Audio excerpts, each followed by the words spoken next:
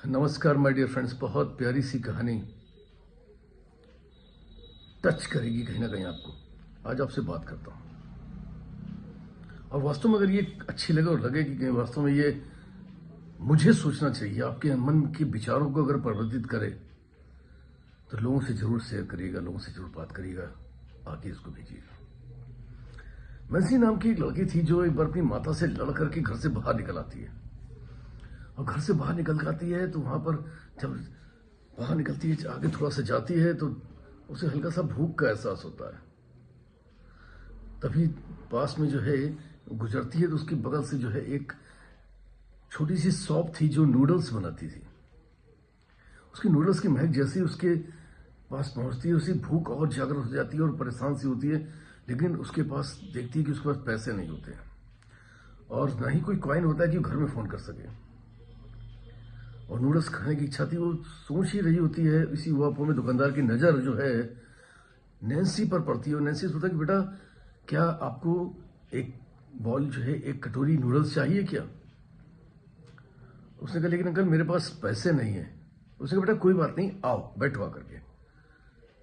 उसने बैठाला बड़े प्यार से, उसके लिए गर्मा गर्म नूडल्स तैयार किए और वो नूडल्स का गर्म बाउल लेकर के आया और उसको नैन्सी को दिया। उसने कहा खाओ बेटा।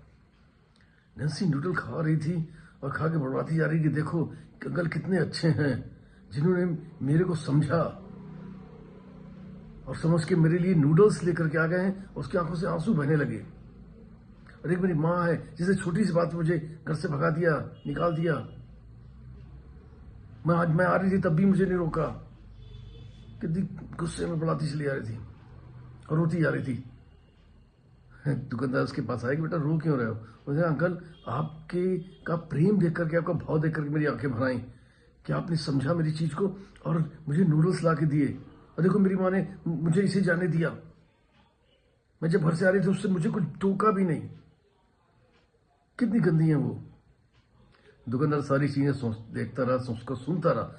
सुन के जब नूडल्स खत्म हुए तो उसने बड़े प्यार से कहा कि बेटा मैंने तुम्हें एक कटोरी नूडल्स दिया, मैं तुम्हें यही दे सकता था। और इसके लिए तुम्हारी कृतज्ञता से भरी हुई जो भाव था वो आंखों के द्वारा छलक गया। लेकिन कभी विचार करिए कि तुम्हारे अपने माता पिता हर पल तुम्हारी उन्नति, हर पल तुम्हारी सुरक्षा, हर पल तुम्हारी रक्षा के लिए तुम्हें दिन रात तुम्हारे लिए विचार करते हैं। वो माँ जो कष्टों के साथ 9 महीने अपने गर्भ में, पेट में आपको रखती है और जिस समय अथाह प्रसव पीड़ा होती है उसको झेल करके भी तुमको जन्म देती है। उसके बाद रातों को जगती है, गीले में सोती है, खुद तुम्हें सूखों में सुलाती है। ना चल पाने के बाद भी तुम्हें कंधे में लेकर के झुलाती है। वो पिता जो तुम्हारे लिए हर ख्वाहिश पूरी करता है, जो उसकी समझ के अंदर होती है या जो उसकी समझ के अंदर नहीं भी होती है। क्या हमने कभी उनको कृतज्ञता व्यक्त करी? क्या हमने कभी उनको थैंक्स बोला? क्या मेरे अंदर कभी ऐसा भाव आया? ये सोचते ही नैन्सी एकदम से झटका सा आया और नैन्सी को लगा कि वास्तव में मेरे दिमाग में बात क्यों नहीं आई कभी। वो दौड़ती हुई माँ के पास गई। माँ उसका बाहर इंतजार कर रही थी। नैन्सी तू कहाँ चली गई थी? परेशान थी माँ। हाँ अंदर आओ बेटा, तुमने तो कुछ खाया भी नहीं था। आओ मैंने तुम्हारी पसंद की राइस बनाई है, चावल बनाए हैं, आओ तुमको खिलाती हूँ। नैन्सी जो है अपनी माँ से लिपट जाती, कहती माँ मुझे माफ कर दो। विचार करो मित्रों, हम अक्सर यही करते हैं। हम अपने माता पिता जो हमारे लिए करते हैं, जो त्याग करते हैं हर पल, हम उसको उनकी जिम्मेदारी समझ लेते हैं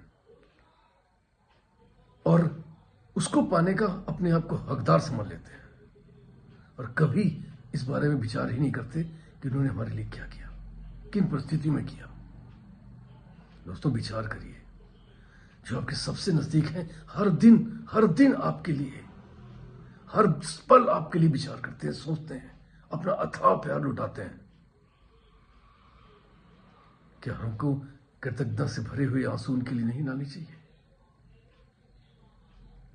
विचार करिए। और वास्तव में अगर लगता है कि तुम्हारे माँ बाप ने